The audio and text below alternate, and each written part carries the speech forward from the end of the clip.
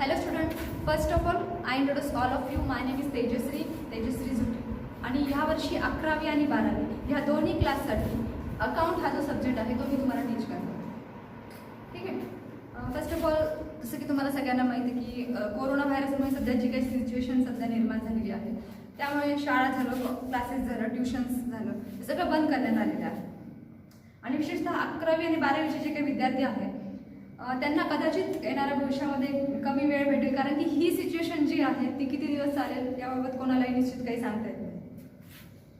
But सध्या तरी तुम्हाला प्रिपेअर राहण्याची गरज आहे, कारण सिलेबस जो आहे तो तर आपण आपल्याला वेळेतच कंप्लीट करणं गरजेचं आहे. तर या सर्व गोष्टींचा विचार करून आपण 11वी आणि 12वीचे जे काही ऑनलाईन बॅचेस जे आहेत त्या स्टार्ट केलेल्या आहेत. आणि जसं की आज आपला फर्स्ट डे आहे, पहिला दिवस आहे आज आपला.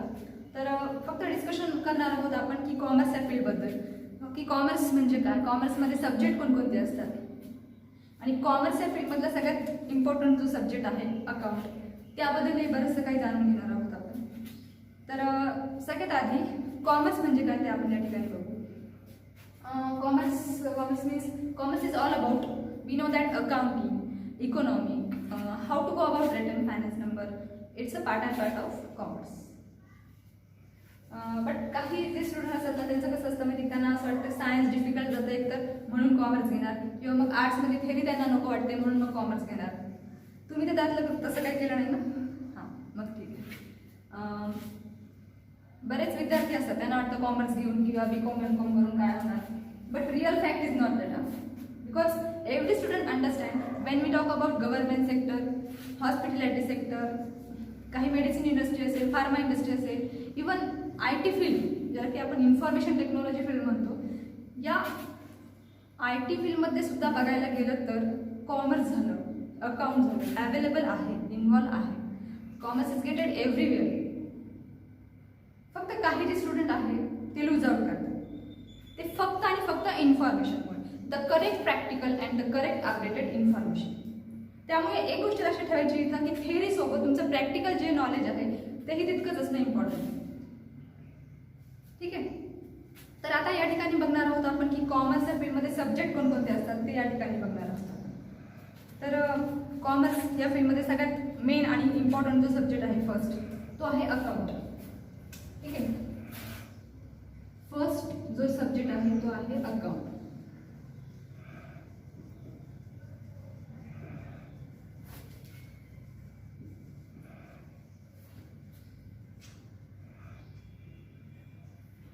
त्याला आपण बुक किपिंग अँड अकाउंटन्सी असं रीड करतो. तर याला आता आपण बुक किपिंग अँड अकाउंटन्सी असं रीड करतो. सब्जेक्ट हा अकाउंटन्सी पण त्याला आपण बुक किपिंग अँड अकाउंटन्सी म्हणतो. तर आता अकाउंट म्हणजे काय, तर असं नाही की अकाउंट हा सब्जेक्ट तुमच्यासाठी न्यू सब्जेक्ट आहे, कारण की या सब्जेक्टचे जे इंट्रोडक्शन आहे ते 10वीमध्येच तुम्हाला झालं आहे. 10वीमध्ये फायनान्शियल प्लॅनिंग असेल किंवा मग अर्थनियोजन त्याला आपण म्हणतो, किंवा मग स्टॅटिस्टिक, सांख्यिकी ज्याला आपण मराठीत सांख्यिकी म्हणतो, यांसारखे जे चॅप्टर्स आहेत त्या चॅप्टर्समधून बरीचशी माहिती अकाउंट विषयीची तुम्हाला मिळालेली आहे 10वीतच. ठीक आहे. तर सगळ्यात आधी आपण हे जाणून घेऊ की बुक किपिंग म्हणजे काय. Book keeping and accountancy. म्हणजे बुक किपिंग हा जो आहे हा अकाउंटन्सीचाच पार्ट आहे. अकाउंट जर 100% असेल तर त्यापैकी बुक किपिंग हे 20% असणार. ठीक आहे. म्हणजे 100% जर अकाउंट असेल त्यातला 20% पार्ट हा बुक किपिंगचा असणार. तर बुक किपिंग म्हणजे काय ते सगळ्यात आधी बघू आपण. अगदी सोप्या आणि सरळ भाषेत सांगायचं झालं तर बुक म्हणजे काय, पुस्तक, हे तर तुम्हाला माहीतच आहे. कीप म्हणजे काय, तर जतन करणे. पुस्तकामध्ये जतन करणे किंवा नोंद करणे यालाच आपण बुक किपिंग म्हणतो. सोप्या भाषेत अगदी सांगण्याचा प्रयत्न करते मी. दैनंदिन जीवनामध्ये तुम्ही भरपूर व्यवहार करतात, बरेचसे ट्रान्झॅक्शन जे आहेत ते क्रिएट करत असतात. एखाद्या दुकानात जातात, एखादी वस्तू घेतात. लहान मोठे हे व्यवहार जे आहेत ते तुम्ही दैनंदिन जीवनात बरेचसे करत असतात. त्याला त्याची जर नोंद आहे ती आपण पुस्तकामध्ये, एखादा दुकानदार असेल, ओनर असेल, उद्योजक असेल, तो काय करतो बुक्समध्ये ते मेंटेन करतो. त्यालाच आपण थोडक्यात बुक किपिंग म्हणतो. हे बघा, एखादा किराणा दुकानदार असेल, त्याच्याकडे जर एखादा व्यक्ती आला, त्यांनी त्या दुकानदाराकडून 200 रुपयाचं सामान हे उधारीवर नेलं, तर तो दुकानदार काय करणार आहे, किराणा दुकानदार ते 200 रुपये रुपये त्या व्यक्तीच्या नावाने डेट वाईज त्याचे डिटेल्स माहिती लिहिणार आहे. कशात लिहिणार आहे? बुक्समध्ये. ठीक आहे, बुक्समध्ये तो काय करणार आहे, त्यांनी एवढ्या रुपयाचं सामान नेलेलं आहे या तारखेला त्याची नोंद करणार बुक्समध्ये. त्यालाच आपण म्हणतो बुक किपिंग. आणि हा सुद्धा अकाउंटन्सीचाच एक पार्ट आहे. तर इथे तुम्हाला लक्षात आलंय की बुक किपिंग म्हणजे काय. बुक किपिंगची डेफिनेशन सांगायची झाली तर बुक किपिंगची डेफिनेशन अशा पद्धतीने सांगण्यात आली की book keeping is a art of recording business dealing in the sets of book. Book keeping म्हणजे काय, तर डेफिनेशन मध्ये सांगण्यात आलेलं आहे की ही एक प्रकारची कला आहे. आता तुम्ही म्हणतात कला कसं काय, तर एक उदाहरण सांगते तुम्हाला की एखादा सिंगर आहे, तो एखादं सॉन्ग जर म्हणत असेल तर एखादं सॉन्ग सपोज अनेक सिंगर जे आहे ते गाऊ शकतात. बरोबर, एक सॉन्ग बरेचसे सिंगर जे आहे ते गाऊ शकतात. बट प्रत्येकाची प्रेझेंट करण्याची गाण्याची जी काही कला असते ती वेगळी असते. सूर तर सगळ्यांचे सारखेच असतात, बट गाण्याची जी काही कला आहे प्रेझेंट करण्याची ती वेगवेगळी असते. किंवा मग मी सपोज टीचर आहे, मी तुम्हाला अकाउंट शिकवते, तर अकाउंट शिकवणारे तुम्हाला बरेचसे टीचर्स असतील. सब्जेक्ट तर तुम्हाला अकाउंटच शिकवला जाईल, मी जे शिकवते बाकीचे सुद्धा तेच तुम्हाला शिकवणार. पण प्रत्येकाची जी प्रेझेंट करण्याची जी काही कला आहे, आर्ट आहे, ती वेगवेगळी असते. तर बुक किपिंग जी आहे ती सुद्धा बुक किपिंग मध्ये जे काही ट्रान्झॅक्शन होतात, व्यवहार होतात, तर प्रत्येक जण तो वेगवेगळ्या प्रकारे मेंटेन करतो, त्याचा रेकॉर्ड वेगवेगळ्या पद्धतीने ठेवतो. तर ती सुद्धा एक कला आहे असं सांगण्यात आलेलं आहे. So that the meaning of book keeping is a art of recording business dealing in the sets of book. जे काय बिझनेसमध्ये डील्स होतात ते आपण कशात लिहितो, बुक्समध्ये किंवा डायरीमध्ये मेंटेन करतो, त्यालाच आपण म्हणतो बुक किपिंग. तर या ठिकाणी तुम्हाला लक्षात आलं की बुक किपिंग म्हणजे काय. आता अकाउंटन्सी म्हणजे काय, तर हे बघा, कोणताही व्यवहार झालं, ट्रान्झॅक्शन झालं, लहान असेल तर तो अगदी तुम्ही हातावर करू शकता. बरोबर, त्यासाठी तुम्हाला असं सपोज एखादा भाजी विकणारा माणूस असेल, तो काय करणार आहे की तो जे व्यवहार करतो ते व्यवहार तो अगदी हातावर करतो. त्यासाठी त्याला एखाद्या डायरीमध्ये मेंटेन करायची गरज आहे का नाही. जर त्याच्यापेक्षा जर थोडासा मोठा जर बिझनेस असेल किंवा व्यापार असेल तर त्या म्हणजे जनरल स्टोअर झालं, किराणा दुकान झालं, मेडिकल स्टोअर झालं, त्या ठिकाणी ते दुकानदार काय करतात, त्यांचे जे काही ट्रान्झॅक्शन आहे, व्यवहार आहे, डे टू डे डायरीमध्ये मेंटेन करत असतात. तर त्यालाच आपण बुक किपिंग म्हणतो, मी मगाशी सांगितल्याप्रमाणे. बट या ठिकाणी जर तुम्ही बिझनेस करत आहात, मोठमोठे बिझनेस, तर ते बिझनेस तुम्हाला मेंटेन करावे लागणार आहे. आणि ते कशा पद्धतीने मेंटेन करायचे याचाच अभ्यास करणार आहोत आपण अकाउंटन्सीमध्ये. आता हे जे काही बिझनेस आहे ते मेंटेन करण्याची एक सिस्टमॅटिक पद्धत आहे, काही रूल्स आहे, रेग्युलेशन्स आहे, त्यानुसारच तुम्हाला अकाउंटन्सीमधले जे काही ट्रान्झॅक्शन आहे, व्यवहार आहे, ते रेकॉर्ड करावे लागतात. ज्याप्रमाणे सायन्समध्ये रूल्स असतात, रूल्स आणि रेग्युलेशन्स असतात की जसं हायड्रोजन प्लस ऑक्सिजन दोघांचं कॉम्बिनेशन केल्यानंतर H2O त्याला आपण पाणी म्हणतो ते तयार होतं, त्याचप्रमाणे अकाउंटन्सीमध्ये सुद्धा काही रूल्स आणि रेग्युलेशन्स आहेत. त्यानुसारच तुम्हाला बिझनेसमधले ट्रान्झॅक्शन आहे, व्यवहार आहे, ते रेकॉर्ड करावे लागतात. तर या ठिकाणी तुम्हाला लक्षात आलंय की अकाउंटन्सी म्हणजे काय. आता सांगायचं झालं तर अकाउंट या सब्जेक्टमध्ये तुम्हाला 90% जो पार्ट आहे तो असणार आहे प्रॅक्टिकल प्रॉब्लेम सॉल्व्ह करण्याचा, आणि राहिलेला 10% जो भाग आहे तो असणार आहे थेअरीचा.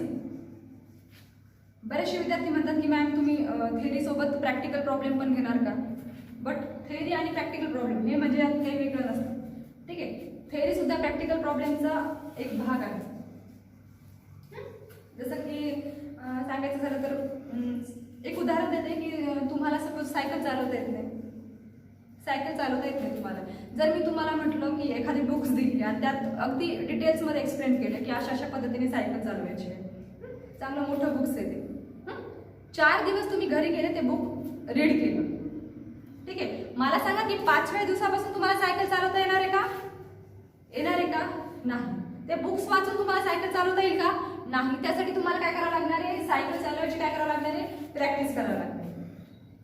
आणि ज्यावेळेस तुम्ही सायकल चालवण्याची प्रॅक्टिस करताल ना, ते बुक्स तुम्ही अगदी मनाने सुद्धा लिहू शकता. बरोबर. तर या ठिकाणी म्हणजे सांगायचा उद्देश झाला तर ज्यावेळेस तुम्हाला या अकाउंटची एक प्रॉपर लँग्वेज आहे ती ज्यावेळेस बेसिक कन्सेप्ट आहे त्या ज्यावेळेस क्लिअर होतील, ज्यावेळेस तुम्ही प्रॅक्टिकल प्रॉब्लेम सॉल्व्ह करता त्यावेळेस थेअरी तुम्ही अगदी मनाने लिहू शकता. त्यामुळे म्हणजे असं त्यामुळे असं नाही की थेअरीमध्ये काही वेगळं असतं, अशातला काही प्रश्न नाही. ठीक आहे. तसंही मी तुम्हाला थेअरीच्या नोट्स वगैरेही देणार आहे, बट थेअरी तुम्ही मनाने लिहू शकता. म्हणजे थेअरी आणि प्रॅक्टिकल प्रॉब्लेम म्हणजे काही यात वेगळं असतं, अशातला काही प्रश्न नाही. ठीक आहे. तर या ठिकाणी तुम्हाला लक्षात आलं की 90% भाग हा प्रॅक्टिकल प्रॉब्लेमचा असतो आणि उरलेला 10% जो भाग आहे तो थेअरीचा असतो. पहिल्या 2 चॅप्टरमध्ये आपल्याला थेअरी दिलेली आहे आणि त्याचा अभ्यास करायचा आहे. तर हा झाला आपला अकाउंट सब्जेक्ट. सेकंड जो सब्जेक्ट आहे तो आहे बिझनेस स्टडीज.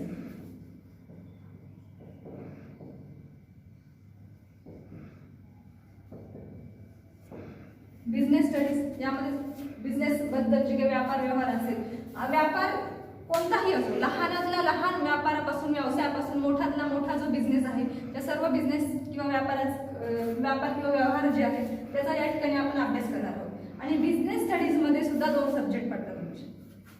कोणकोणते? फर्स्ट आहे ओसी, ज्याला की आपण ऑर्गनायझेशन ऑफ कॉमर्स म्हणतो, अँड सेकंड आहे एसपी, ज्याला की आपण म्हणतो सेक्रेटरियल प्रॅक्टिस. आता या सब्जेक्टमध्ये काय काय करावं लागतं तुम्हाला? ओसी, ज्याला आपण म्हणतो ऑर्गनायझेशन ऑफ कॉमर्स आणि मराठीत म्हणतो वाणिज्य आणि संस्था. ओसी मध्ये काय करायचं तुम्हाला? जे किरकोळ व्यापारी आहेत ते कशा पद्धतीने माल खरेदी करतात, मार्केटमध्ये कशा पद्धतीने विकतात, या संदर्भात बऱ्याचशा गोष्टी ज्या आहेत म्हणजे त्या जाणून घ्यायचं आहे की कशा पद्धतीने माल खरेदी करायचा, विकायच्या कशा पद्धतीने, आणि कशा पद्धतीने मार्केटमध्ये तो असा आपल्याला म्हणजे लोकांपर्यंत पोहोचवायचा की ते अगदी सहजपणे कन्झ्युम करतील. या सर्व ज्या लहान मोठ्या गोष्टी आहेत त्याचा अभ्यास करायचा तुम्हाला ओसीमध्ये. त्यानंतर आहे एसपी. एसपी याला आपण म्हणतो सेक्रेटरियल प्रॅक्टिस, चिटणीसाच्या कार्यपद्धती. सेक्रेटरी म्हणजे चिटणीस किंवा सचिव आपण त्याला म्हणू शकतो मराठीमध्ये. मराठीत जरा अवघड वाटते, त्यापेक्षा सेक्रेटरी हा शब्द तुम्ही बऱ्याच वेळेस इंग्लिशमध्ये ऐकलेला असावा मला वाटतं. तर सेक्रेटरियल प्रॅक्टिस म्हणजे चिटणीसाच्या कार्यपद्धती, याला आपण मराठीत चिटणीस म्हणतो. तर सेक्रेटरी म्हणजे कोण सगळ्यात आधी? तर कंपनीमध्ये कोणत्याही मोठ्यातल्या मोठ्या कंपनीमध्ये काम करणारा जो मेन व्यक्ती असतो त्याला आपण म्हणतो सेक्रेटरी. तर या सेक्रेटरीला कोणत्या कोणत्या पद्धतीने काम करावं लागतं, त्याची कार्यप्रणाली काय आहे त्याबाबत आपण जाणून घेणार आहोत एसपी या सब्जेक्टमध्ये. की असं नाही की तो बिझनेसमध्ये सगळ्यात मेन व्यक्ती आहे, त्याला सगळं बिझनेस विषयी सगळं नॉलेज आहे त्यामुळे तो डिसिजन घेतो. तर कंपनी ऍक्ट आहे त्यानुसारच त्याला डिसिजन घ्यावे लागतात. ठीक आहे. त्याबद्दलची म्हणजे त्याला काय काय काम करावं लागतं, त्याची कार्यप्रणाली काय आहे, त्याबद्दल सविस्तर जाणून घेणार आहोत आपण एसपी या सब्जेक्टमध्ये, ज्याला आपण सेक्रेटरियल प्रॅक्टिस म्हणतो. त्यानंतरचा जो सब्जेक्ट आहे तो आहे इकॉनॉमी. इकॉनॉमी त्याला आपण अर्थशास्त्र म्हणतो. अर्थशास्त्रामध्ये ही एखादी वस्तू कशा पद्धतीने विकत घ्यायची, कशा पद्धतीने ती विक्री करायची आहे, परत त्या वस्तूला मागणी किती आहे, मागणी किती आहे आणि कशा पद्धतीने तो पुरवठा करायचा आहे लोकांपर्यंत की ते लोक म्हणजे त्या वस्तूंची खरेदी किंवा विक्री संदर्भात म्हणजे ज्या काही लहान मोठ्या गोष्टी आहेत त्याचा आपण अभ्यास करणार आहोत इकॉनॉमिकमध्ये. त्यामध्ये इकॉनॉमिकमध्ये तुम्हाला स्टॅटिस्टिक्सचाही बराचसा पार्ट आहे. तर या ठिकाणी लक्षात आलं इकॉनॉमिक म्हणजे अर्थशास्त्र. आणि चौथा जो सब्जेक्ट आहे तुमचा तो असणार आहे English. English as it is, जसं 10वीपर्यंत तुम्हाला 9वी 10वीला इंग्लिश होतं, ॲज इट इज फॉर्मॅट असणारे 11वी आणि 12वीमध्ये सुद्धा.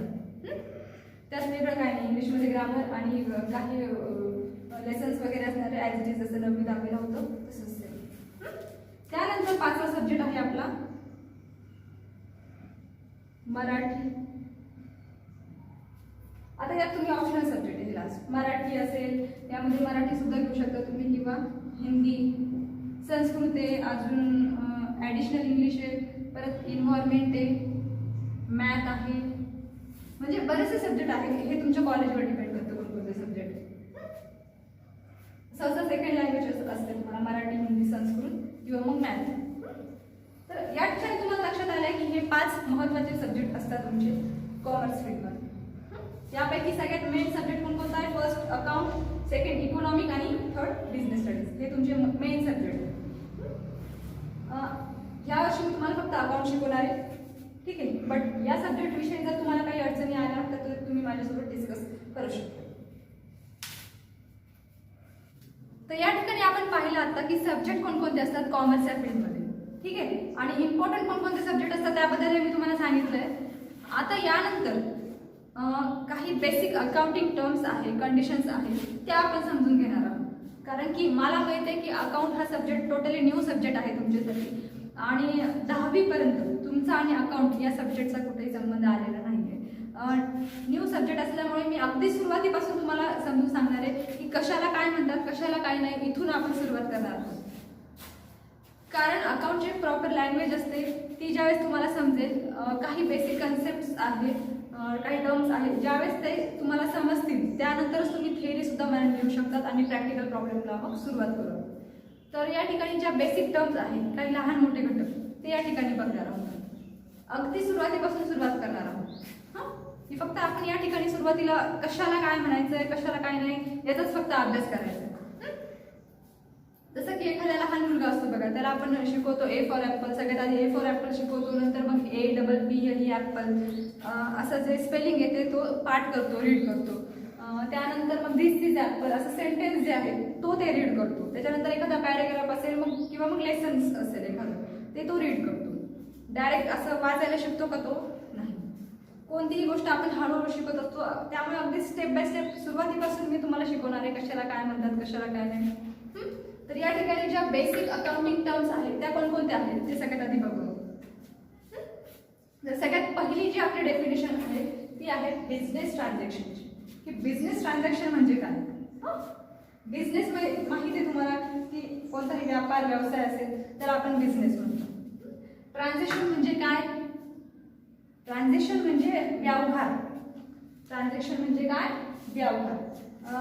व्यवसायामध्ये जे काही तुम्ही व्यवहार करतात, ट्रान्झॅक्शन म्हणजे कॅश किंवा कॅशच्या स्वरूपात, कॅशशी रिलेटेड पैशाच्या स्वरूपात तुम्ही जे काही व्यवहार करता त्याला तुम्ही ट्रान्झॅक्शन म्हणता. तर कोणतंही बिझनेस ट्रान्झॅक्शन म्हणजे काय या ठिकाणी तुम्हाला लक्षात आलंय की व्यापारामध्ये जे काही तुम्ही लहान मोठे व्यवहार करतात, देण्या घेण्याचे, परचेस सेल्सचे, खरेदी विक्रीचे, त्यालाच आपण या ठिकाणी म्हणतो बिझनेस ट्रान्झॅक्शन. तर यानंतर डेफिनेशन बघू आपण बिझनेस ट्रान्झॅक्शन म्हणजे काय. बघा, goods and service exchange to earn profit it's called by business transaction. Business ट्रान्झॅक्शनची डेफिनेशन सांगितली मी की गुड्स आहे काही आणि सर्व्हिसेस सुद्धा आहे काही, त्या काय करतो आपण एक्सचेंज करतो, आदला बदल करतो. कशासाठी? तर प्रॉफिट अर्न करण्यासाठी किंवा प्रॉफिट मिळवण्यासाठी. त्यालाच आपण म्हणतो बिझनेस ट्रान्झॅक्शन. ठीक आहे. तर आता या ठिकाणी बघणार आहोत की गुड्स म्हणजे काय. गुड्स म्हणजे कोणत्याही प्रकारचा माल किंवा एखादी वस्तू. ठीक आहे. हे बरेचसे वेगवेगळे म्हणजे वर्ड आहे ज्याचं की तुम्हाला मिनिंग माहीत नाही आहे. ठीक आहे. तर हळूहळू तुम्हाला स्टेप बाय स्टेप लक्षात येईल. काही वर्ड्स आहेत जे तुम्ही कधी ऐकलेली नसतील, तर इथं मराठीमध्ये मिनिंग लिहून घ्यायचं आहे जर तुम्हाला लक्षात राहत नसेल तर या ठिकाणी. ठीक आहे. सगळ्यात आधी गुड्स म्हणजे काय? तर एखादी कोणतीही लहानातली लहान वस्तूपासून मोठ्यातल्या मोठ्या वस्तूला आपण गुड्स म्हणतो. गुड्स म्हणजे काय? तर सपोज हा एक मार्कर आहे माझ्या हातामध्ये. तर हा मार्कर प्रोड्यूस करणारी जी काही कंपनी असेल त्या कंपनीचा जो कोणी उद्योजक असेल, प्रोप्रायटर असेल, ओनर असेल, मालक ज्याला आपण म्हणतो, तो व्यक्ती या वस्तूला काय म्हणणार? गुड्स म्हणणार. काय म्हणणार? गुड्स म्हणणार. कोणत्याही लहानातल्या लहान वस्तू जी की आपण सेल परचेस करतो त्याला आपण गुड्स म्हणणार. त्या वस्तूचं नाव त्या ठिकाणी येणार नाही ज्यावेळेस आपण जर्नल एंट्रीज वगैरे प्रॉब्लेम सॉल्व्ह करू त्यावेळेस. ठीक आहे. कोणत्याही वस्तूला आपण लहानातल्या लहान वस्तूपासून मोठ्यातल्या मोठ्या वस्तूचं जो प्रोप्रायटर, ओनर किंवा उद्योजक उत्पादन घेत असेल, मॅन्युफॅक्चरिंग करत असेल, तो त्या वस्तूला म्हणणार गुड्स. तर अशा प्रकारे गुड्स आहेत जे की आपण काय करतो? प्रोव्हाइड करतो, समोरच्या व्यक्तीला देतो आणि त्याच्या बदल्यात काय करतो? रिसिव्ह करतो, कॅश रिसिव्ह करतो, पैसे घेतो. आणि अशा प्रकारे गुड्स प्रोव्हाइड करून आपण त्या ठिकाणी एक बिझनेसमध्ये ट्रान्झॅक्शनच क्रिएट करत असतो. असं नाही की गुड्सच प्रोव्हाइड करून आपण ट्रान्झॅक्शन क्रिएट करतो किंवा व्यवहार करतो. अशा काही सर्व्हिसेस सुद्धा आहेत. सर्व्हिस म्हणजे काय? सगळ्यात आधी तर सेवा. तर अशा काही सर्व्हिसेस सुद्धा आहेत की ज्या प्रोव्हाइड करून आपण प्रॉफिट अर्न करू शकतो. तर अशा सर्व्हिसेस कोणत्या आहेत? ठीक आहे. एखादा वस्तू आपण विक्री करून प्रॉफिट अर्न करतो, प्रॉफिट मिळवतो. पण अशा सर्व्हिसेस कोणकोणत्या आहेत की ज्या प्रोव्हाइड करून आपण प्रॉफिट अर्न करू शकतो? तर सपोज तुम्ही एखाद्या 5 स्टार हॉटेलमध्ये गेला, तर अर्थातच एखाद्या 5 स्टार हॉटेलमध्ये जाणार तुम्ही, तुमच्याकडून जास्तीचेच म्हणजे कॅश रिसिव्ह केलं जाईल, जास्तीचे पैसे तुम्हाला त्या ठिकाणी द्यावे लागेल. का बरं? कारण की त्या ठिकाणी तुम्हाला एक विशिष्ट प्रकारची सर्व्हिस आहे ती प्रोव्हाइड केली जाते आणि त्याच्या बदल्यात तुम्ही त्या समोरच्या व्यक्तीला काय करतात, कॅश पे करत असता. तर अशा सर्व्हिसेस आहे. सपोज एखादा डॉक्टर आहे, तुम्ही जर एखाद्या डॉक्टरकडे गेले तर डॉक्टर काय करतो, तुम्हाला एक प्रकारची सर्व्हिसेस प्रोव्हाइड करतोय की नाही, आणि त्याच्या बदल्यात तुम्ही त्याला काय पे करताय, फीस पे करताय. किंवा मग एखादा टीचर झालं, मी सुद्धा एक टीचर आहे तर मी तुम्हाला एक टीचिंग करते, म्हणजे एक प्रकारची सर्व्हिसेस प्रोव्हाइड करते आणि त्याच्या बदल्यात तुम्ही मला काय पे करताय, कॅश पे करताय. तर अशा काही सर्व्हिसेस सुद्धा आहेत. अशा सर्व्हिसेस कोण पे करते? डॉक्टर झालं, टीचर झालं, लॉयर झालं, अजून हे बघा, सपोज तुमचं एखादं बिल्डिंग आहे, घर आहे, ते जर तुम्ही रेंटनी देत असाल एखाद्या व्यक्तीला, तुम्ही तुमचं एखादं घर किंवा एखादी ॲसेट्स जर रेंटनी देत असाल तर त्या ठिकाणी सुद्धा तुम्ही समोरच्या व्यक्तीला काय करता, एक प्रकारची सर्व्हिसेस प्रोव्हाइड करता, बरोबर आहे, आणि त्याच्या बदल्यात तो तुम्हाला रेंट देतोय. तर असे काही लहान मोठे एक्सपेन्सेस सुद्धा आहेत, त्याला आपण सर्व्हिसेस सुद्धा म्हणजे म्हणू शकतो की एक प्रकारची ती सर्व्हिसेस झाली की त्या ठिकाणी तुम्ही समोरच्या एखाद्या व्यक्तीला रेंटनी एखादं घर देत आहे, तुमची ॲसेट्स जी आहेत, एखादी लहान मोठी वस्तू ती देत आहे, त्याच्या बदल्यात तो तुम्हाला कॅश पे करतोय. किंवा मग एखाद्या ठिकाणी तुम्ही जॉब करत आहात, एखाद्या ठिकाणी तुम्ही जॉब करताय, म्हणजे तुम्ही काय करताय, समोरच्या व्यक्तीला जो कोणी ओनर असेल, बिझनेसमॅन असेल, उद्योजक असेल, त्याला एक प्रकारची सर्व्हिस प्रोव्हाइड करताय आणि त्याच्या बदल्यात तो तुम्हाला काय करतोय, कॅश असेल, सॅलरी असेल, वेजेस असेल, पगार असेल, तुम्हाला पे करतोय. तर असं नाही की गुड्सच प्रोव्हाइड करून आपण बिझनेसमध्ये एखादा व्यवहार किंवा ट्रान्झॅक्शन करतो. अशा काही सर्व्हिसेस सुद्धा आहेत की ज्या प्रोव्हाइड करून किंवा पे करून तुम्ही बिझनेसमध्ये एखादं ट्रान्झॅक्शन क्रिएट करू शकता. म्हणजे थोडक्यात सांगायचं झालं तर बिझनेस ट्रान्झॅक्शन म्हणजे काय, तर गुड्स आणि सर्व्हिसेस. गुड्स म्हणजे मी तुम्हाला सांगितलं आणि सर्व्हिसेस सुद्धा तेही मी तुम्हाला आता सांगितलं की अशा काही गुड्स आणि सर्व्हिसेस सुद्धा आहेत, ते काय करतो आपण, एक्सचेंज करतो, आदला बदल करतो. कशासाठी? तर प्रॉफिट अर्न करण्यासाठी, प्रॉफिट मिळवण्यासाठी काय करतो आपण, काही सर्व्हिसेस आहे आणि गुड्स जे आहेत ते एक्सचेंज करतो आणि त्यालाच आपण या ठिकाणी बिझनेस ट्रान्झॅक्शन. तर या ठिकाणी तुम्हाला लक्षात आलं की बिझनेस ट्रान्झॅक्शन म्हणजे काय. तर बिझनेस ट्रान्झॅक्शनचे या ठिकाणी मी टाईप्स सांगितले तुम्हाला की बिझनेस ट्रान्झॅक्शनचे सुद्धा या ठिकाणी प्रकार पडतात. कोणकोणते प्रकार आहे, कोणकोणते टाईप्स आहेत या ठिकाणी दिले मी. बिझनेस ट्रान्झॅक्शन फर्स्ट आहे, त्याचे दोन प्रकार पडतात तुम्ही. First monetary transaction and second non monetary transaction. आणि या ठिकाणी आपण 11वी 12वीच्या सिलेबसमध्ये अकाउंट या सब्जेक्टमध्ये फक्त आणि फक्त मॉनिटरी ट्रान्झॅक्शनचाच यूज करणार आहोत. मॉनिटरी ट्रान्झॅक्शन म्हणजे काय, तर कॅश किंवा कॅशशी रिलेटेड किंवा मग पैसे किंवा पैशाच्या स्वरूपात जे काही व्यवहार केले जातात त्याला थोडक्यात आपण म्हणतो मॉनिटरी ट्रान्झॅक्शन. याच्या डेफिनेशन सुद्धा बघणार आहोत आपण, बट सध्या फक्त एक्सप्लेन करते मी.